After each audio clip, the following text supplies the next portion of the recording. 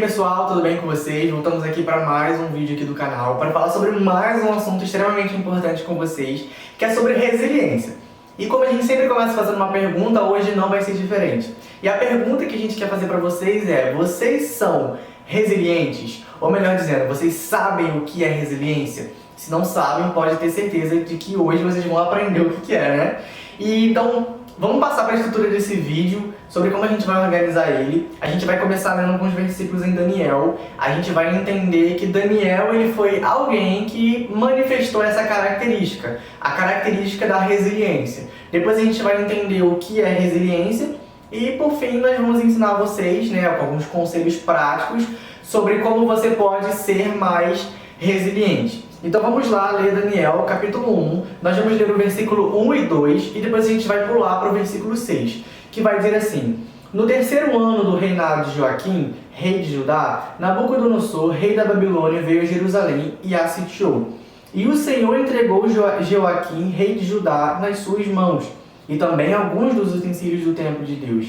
Ele levou os utensílios para o templo do seu Deus na terra de Sineá, e os colocou na casa do tesouro do seu Deus. Agora o versículo 6. Entre esses estavam alguns que vieram de Judá: Daniel, Ananias, Misael e Azarias. Somente até aqui. E o que a gente aprende com o livro de Daniel, a gente entende que Nabucodonosor ele invadiu e sitiou Jerusalém. E quando ele fez isso, ele fez literalmente um estrago enorme, porque ele destruiu o templo onde o povo adorava a Deus. Ele não só destruiu, como pegou utensílios que ali estavam e levou para o templo do seu Deus. E não só isso, mas como ele também levou em cativeiro algumas pessoas que ali estavam. E aqui a gente vai ver no versículo 6 de Daniel 1, que dentre dessas pessoas que Nabucodonosor levou, Daniel estava ali no meio, junto com seus outros 3 amigos. E a gente vai ver que eu sempre achei isso muito interessante da palavra, que quando a gente está lendo, a gente sabe qual vai ser o final. A gente sabe que lá na frente Daniel vai ser honrado, a gente sabe que lá na frente as coisas vão dar certo, né? Para Sadraque, Mesaque, Abednego, eles vão para a fornalha, mas ali nada vai acontecer. A gente sabe que coisas boas, de certa forma, vão acontecer. Mas a gente, às vezes, ignora o fato do que aconteceu no início. Às vezes a gente ignora que o processo até levar isso a acontecer foi doloroso. Porque imagina você sair da sua terra, de um lugar em que você tem segurança, de um lugar onde está a sua família, de um lugar... A sua cultura, que tem pessoas ali que você conhece, seus amigos, e de repente você ser levado em cativeiro para uma terra estranha, uma terra com culturas diferentes, com costumes diferentes, com deuses diferentes, né? E com pessoas diferentes, né? Será que isso para nós seria uma coisa fácil de lidar? Seria algo fácil para a gente estar passando por esse tipo de situação? Eu acredito que não. Eu falo por mim mesmo que não seria algo fácil. Mas a gente vai ver que Daniel, ele não amaldiçoou Deus por isso. A gente vai ver que Daniel, ele não começou a reclamar da vida. Muito pelo contrário, Daniel se manteve firme nos princípios que ele tinha. Tanto que no versículo 8 de Daniel 1, ele vai dizer que ele propôs no seu coração não se contaminar com as coisas da Babilônia.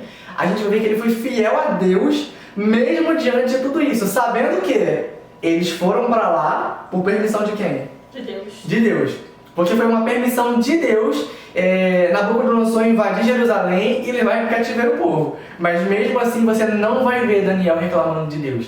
Mesmo assim você não vai ver Daniel fazendo igual a mulher de Jó. Amaldiçoa esse Deus e morre. Não fez isso. Ele manteve firme a sua fé. Ele passou por todas essas dificuldades e ele continuou mantendo a sua essência, né? E não só isso, mas...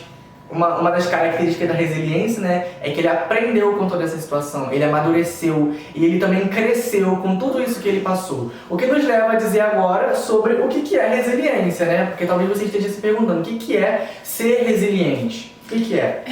Vamos lá. Ser resiliente é você passar sabiamente por traumas, perdas, estresse, mudanças drásticas na nossa vida, que temos às vezes, não é que nós queremos passar, mas nós temos a necessidade de passar por permissão de Deus, por um emprego, por uma vida melhor, porque ninguém que tem uma vida bem sucedida aqui conta vantagem né, no início. No início sempre passou por uma luta. Sempre é difícil. Então, exatamente, passar por esse processo, por essa adaptação. Só que essa adaptação não quer dizer que você tem que se corromper. A gente vê que Daniel não foi corrompido em nenhum momento. Só que Daniel amadureceu. Ele começou através dos princípios dele, associar os princípios dele à situação que ele estava passando. É como se tivesse adaptado, né? Estava se adaptando àquilo. Que quando você passa por um problema, você tem que entender uma coisa: a gente tem que tirar um proveito daquilo. Aquela situação ali, eu posso ser que daqui a um ano eu vou passar de novo, mas eu já passei por ela, eu já venci ela, então eu sei como eu vou vencer ela de novo. Então eu estou sendo resiliente, eu já tenho uma experiência com aquilo. E talvez vai aparecer alguém com o mesmo problema que você, e você vai saber ajudar aquela pessoa. Verdade. Você vai passar isso para frente. Você está sendo resiliente. Conselhos. Quantas vezes as pessoas vêm até você pedir conselho, Lucas? Muitas. E você às vezes fala, caraca, eu já passei por isso, eu estou ajudando uma pessoa com isso. É exatamente isso. Então, o resumo do que a gente está falando aqui é que o que a gente deve fazer é ressignificar aquilo que a gente está passando. Como a gente falou, problema todo mundo vai passar. Não tem como você fugir dele, porque se a gente soubesse como fugir dos problemas, tava todo mundo já fazendo. Mas não tem como, você vai passar por eles, seja num grau de dificuldade fácil, médio, difícil. É igual jogo de videogame, né? Exatamente. Vai ter momentos na sua vida que vai ser uma dificuldade. A própria Bíblia diz pra gente, né, que a gente vai ter aflições, mas a gente tem que ter bom ânimo, exatamente. Você vai ter aflição.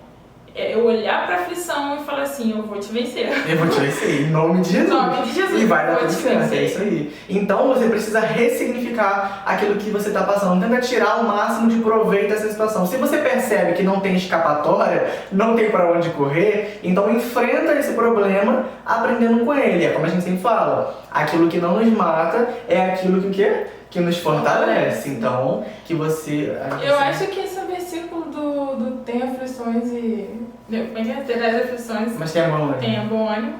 É um resumo de ser resiliente. Exatamente. Você vai ter aflições, mas você tem que ter bom ânimo. Aquela experiência que você passou vai ajudar outras pessoas e te ajudar em alguma outra situação. Exato. Foi o vídeo de hoje, galera. Esperamos que você tenha gostado. Se te abençoou, como a gente sempre pede, já curte esse vídeo, comenta Se inscreve no canal. Se inscreve no Compartilha canal. com um amiguinho lá que tá passando por alguma situação. Ele vai que tá passando por uma dificuldade, você tá vendo que ele tá passando uma dificuldade, e mostre esse vídeo pra ele aprender que ele precisa ressignificar esse problema e aprender com o problema. Não deixar o problema passar por cima dele, mas ele passar por cima do problema. Até o próximo vídeo, galera.